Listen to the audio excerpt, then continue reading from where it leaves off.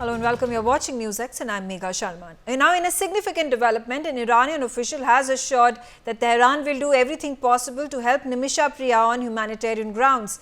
Nimisha Priya, who is a 37-year-old nurse from Kerala, was sentenced to death for the murder of a Yemeni national, Talal Abdo Mahdi. Mahdi allegedly took away her passport, making her trip back to Kerala impossible. He also misrepresented himself as her husband to the Yemeni authorities, due to which she could not get aid. In a bid to reclaim her passport, Nimisha allegedly injected Mahdi with sedatives in 2017. However, an overdose of the sedative resulted in Talal Abdo Mahdi's death. Nimisha was found guilty of killing Mahdi in 2018 and she was sent to prison. Her death sentence was inked by the Yemeni president a mere week ago. Meanwhile, Nimisha's family is exploring alternative options to save her, including offering blood money to the family. Now, even as the Indian government is extending all help possible, Iran too has extended a helping hand. How is this likely to change the scenario and the fate of this Kerala nurse? Let's try to have this conversation with my panelists. Advocate Basuti Mukherjee, thank you for joining me. And the fact that we had already started discussing even before an official statement from the Iranian officials came to fore that they would be happy to intervene in the matter and they have offered help. How influential can Iran be in getting a pardon for Nimisha Priya? Well, Megha, as I explained in an earlier show, the Iranians cannot get a pardon. The Iranians can ensure that the blood money being demanded is not unreasonable, that the blood money being demanded according to Sharia law is acceptable to the victim's family, and that the moment the blood money is paid by the family through an interlocutor, given the condition of law and order, lawlessness in Sana'a, she will be allowed to go back home. That is how the system works under Sharia law. The reason why Iran's intervention is very helpful is because the regime there in Yemen, which controls whatever little law and order there is a Iranian proxy.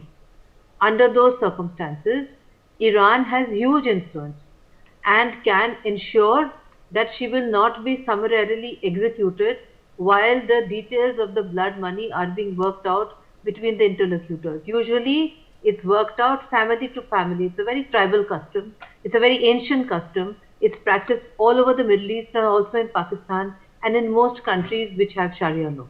It actually works out well when in a situation where both the families can face each other, discuss, negotiate the amount, it's paid over, a document is signed, and the accused is allowed to leave.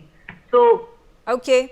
My fear, Megha, was that while all this was going on, she should not be executed while all the negotiations are going on. Since the head of state has already signed the death penalty, the Iran's intervention will ensure that the negotiations will be complete. Hopefully, the money will be paid, and hopefully, this poor Indian national will be set free and will be allowed to go. I certainly pray for that outcome. And we have a high-level Iranian delegation in town, as you probably know. The high-level Iranian delegation had talks in the afternoon. They are having talks in the evening, including one-to-one talks. So I'm very hopeful that some kind of powerful message will go from our side to them, and hopefully will swing the outcome. Megha. Mohammed Al-Darshan also on the telecast with me. Mohammed, how do you view the situation, particularly now an interest that has also been shown by Iran, because this Iranian official has come out and said that Iran is willing to offer a helping hand over here in this Kerala nurse case? Hi, thank you for having me. Well, I will tell you, just as a way of introduction, that my last official appointment was as an advisor to the United Nations in Yemen. So I actually have dealt with the authorities in Sana'a fairly regularly in the past few years. It is, as far as Iran is concerned, this is probably an opportunity to get some international goodwill points. I mean, the case of Ms. Priya has taken an international importance. I mean, pushed by not only her family but also by the support that she gets at home in India, and that has sort of internationalized the case. As far as the authorities in Sana'a are concerned, their interest isn't so much in the justice bit, but it is in two things. One is the financial resources, and two, it's the international clout, and just being seen as a magnanimous party to that issue. And that's why I feel that the authorities in Sana'a actually have an interest in seeing that pushed through. Iran, as far as Iran is concerned, it is a low-cost political intervention, shall we say, for them, but also something that can generate goodwill. So in a way, there is that small perfect storm of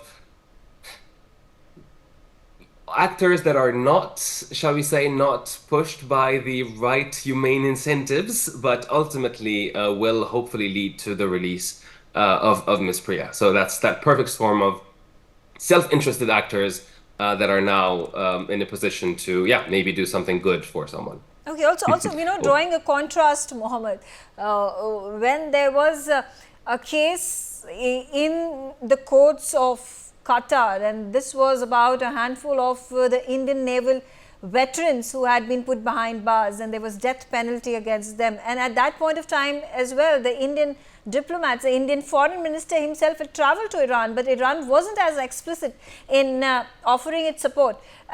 These two cases are, in contrast. Over here, it's just a matter of offering the blood money as per the tribal laws and be done with the entire process, which Iran is perhaps happy to, speak about it and offer help in public, versus a much more controversial case which was being fought by India in Qatar.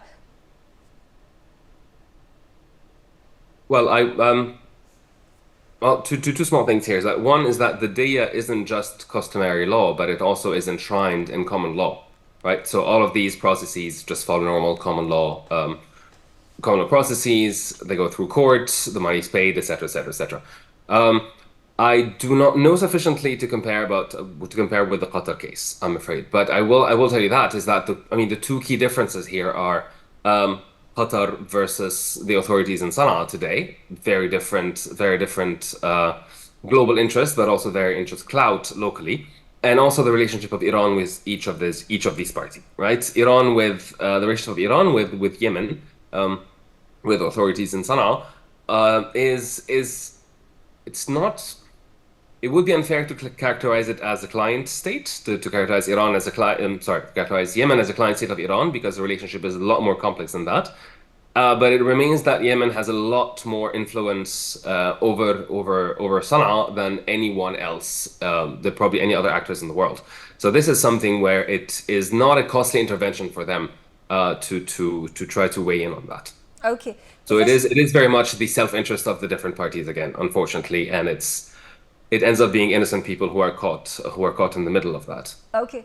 Professor Rohan Gunaratna, let's hear from you as well. Do you think if the current Middle Eastern crisis, where Houthi is also intrinsically involved, particularly fighting against the Israelis, which is being called as the proxy of Iran, if there was a situation of peace versus that of conflict in the Middle East, this case would have, we could have been able to hasten the process and bring Nimisha back home earlier?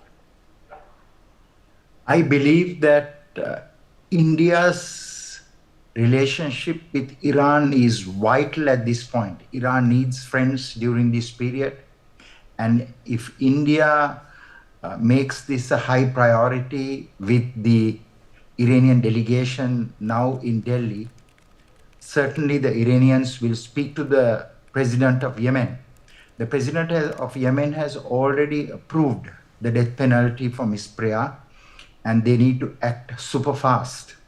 Second is that at this point, Yemen is being very severely attacked by Israel and by the British and by the Americans and other forces, because the Ansarullah of the Houthi tribe, they are constantly attacking the shipping in the Red Sea and the Arabian Sea. And at this point, Iran would very much like to work with Yemen.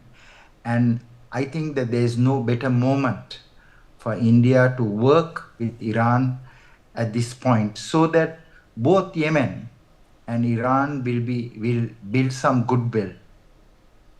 Okay. Do you think also this case is more simplified, and as Mohammed was saying that it is on the subject of the diya or the blood money on which this entire case hinges.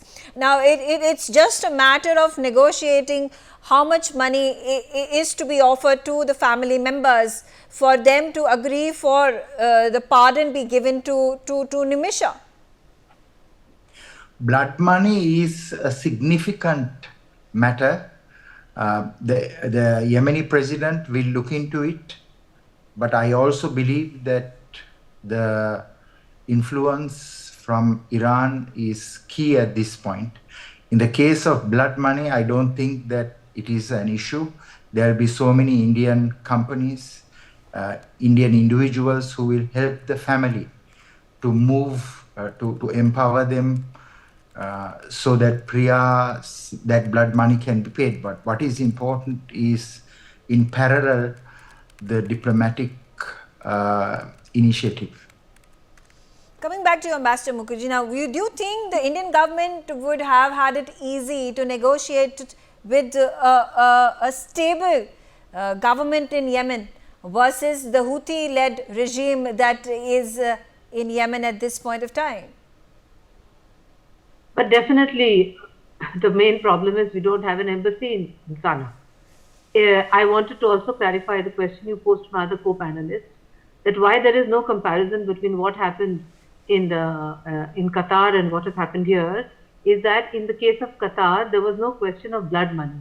They were accused of treachery to the state and given the death penalty. The blood money is given according to the Sharia law, as my co-panelist who says he's been there many times, in the case of murder victims, where the victim's family forgives and lets go through a blood money process negotiated between the two families. As I said, it's a very ancient tribal custom. It cannot apply to what happened in Qatar. Yeah. And moreover, Qatar is a very powerful, stable country with whom we have the most excellent relations. We don't need any third party, and we have a huge Indian embassy in Qatar. In the case of Sana'a, the problem is we have some Indians there and we are taking their help. But why Iran's influence is crucial, as has been also explained by my co-panelists, is that they have a huge amount of influence over those who matter right now in Sana'a. And to add that, in my opinion, for one of what my co-panelists said, whether they're doing it for goodwill or not, as an Indian whose land belongs to Chanakya, I don't care whether they get little goodwill or big goodwill. For me, what matters is saving the life of this Indian woman. So I will go to any extent and use any means possible to save her life and to ensure that, let's say, between today and tomorrow, we don't hear that she has been summarily executed, as she can be any time. And until the blood money is negotiated and paid, since there is death penalty hanging on her head, Megha, she can be summarily and arbitrarily executed anytime, given the kind of conditions right now in Sana'a, where hardly any country has any diplomatic presence except Iran. That is also very important. They have high-level diplomatic presence in Sana'a. That makes a huge difference, Megha.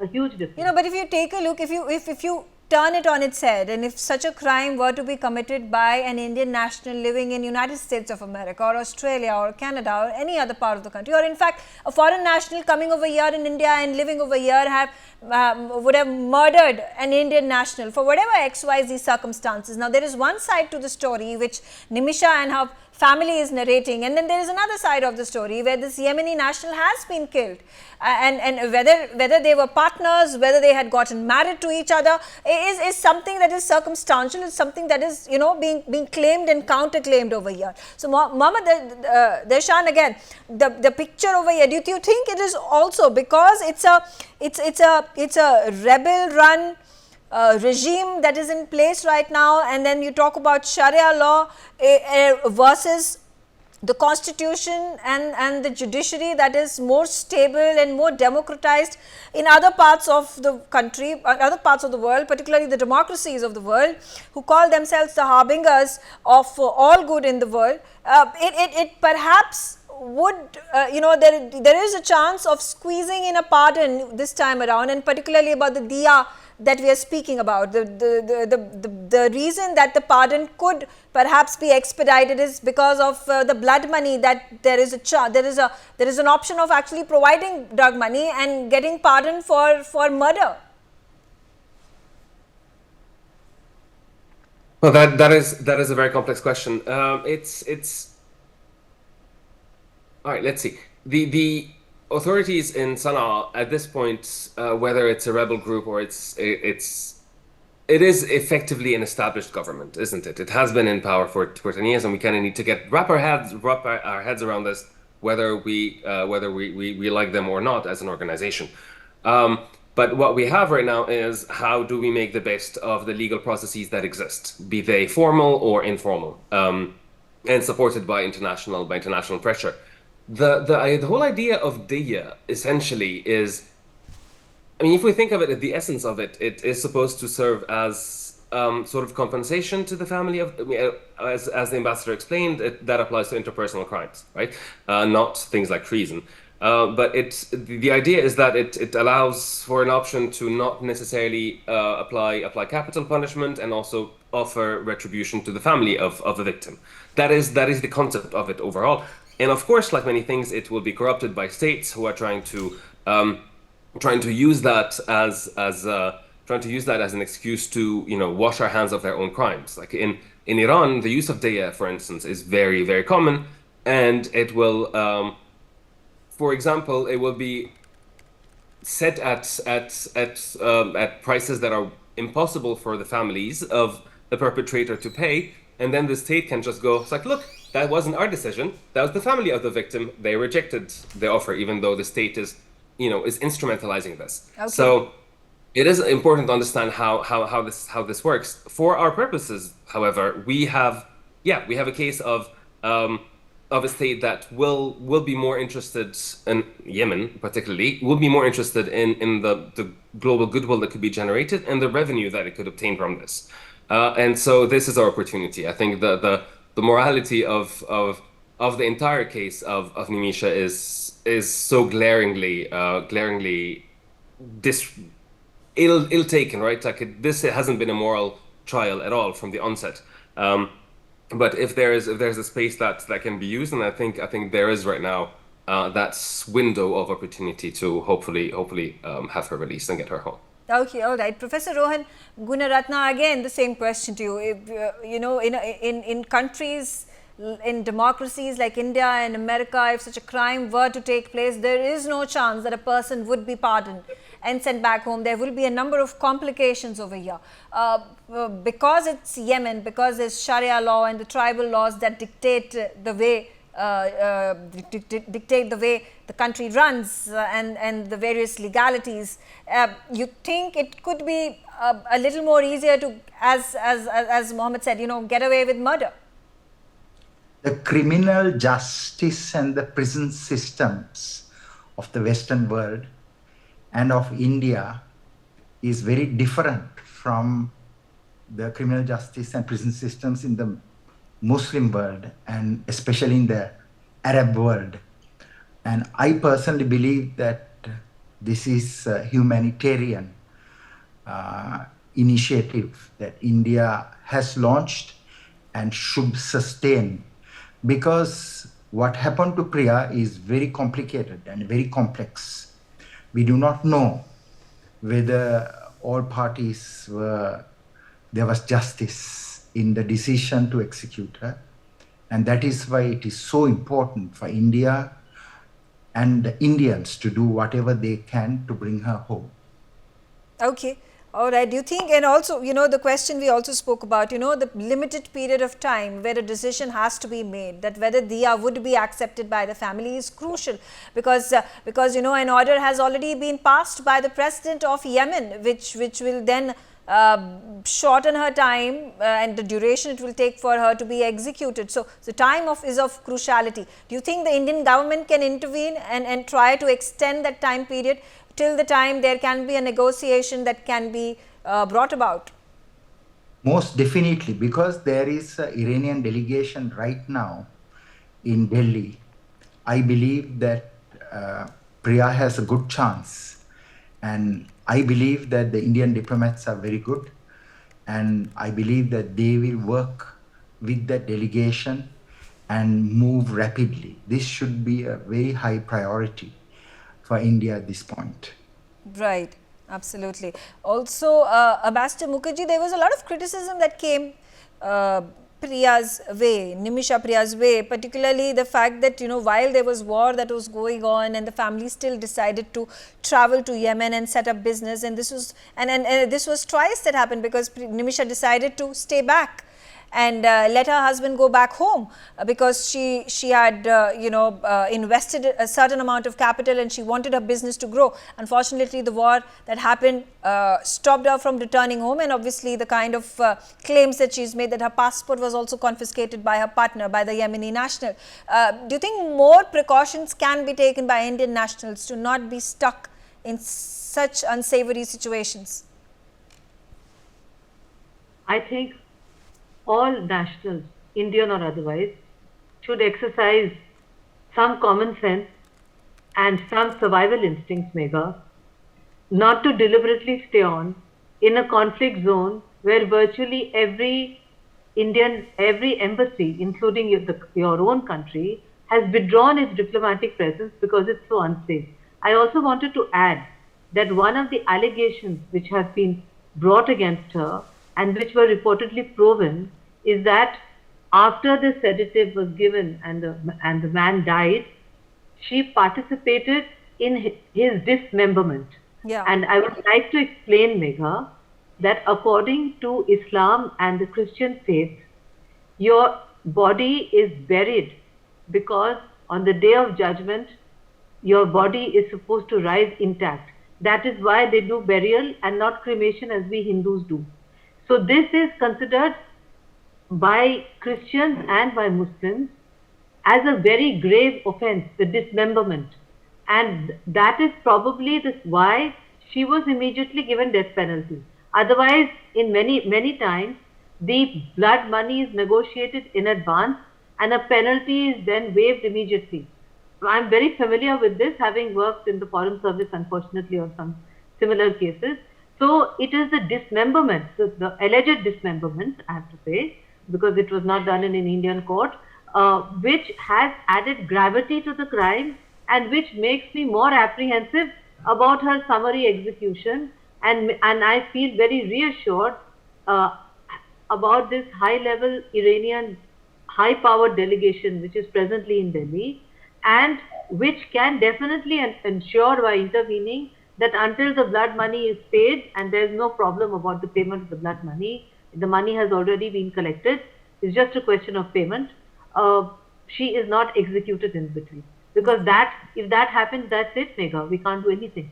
Yeah. So, it's also shocking that a country that is governed by laws such as these, that you can just pay off and get away with murder, is something that is shocking and concerning as well. All right, I'm out of time. I thank all of you for joining me on the telecast, and thanks for watching NewsX.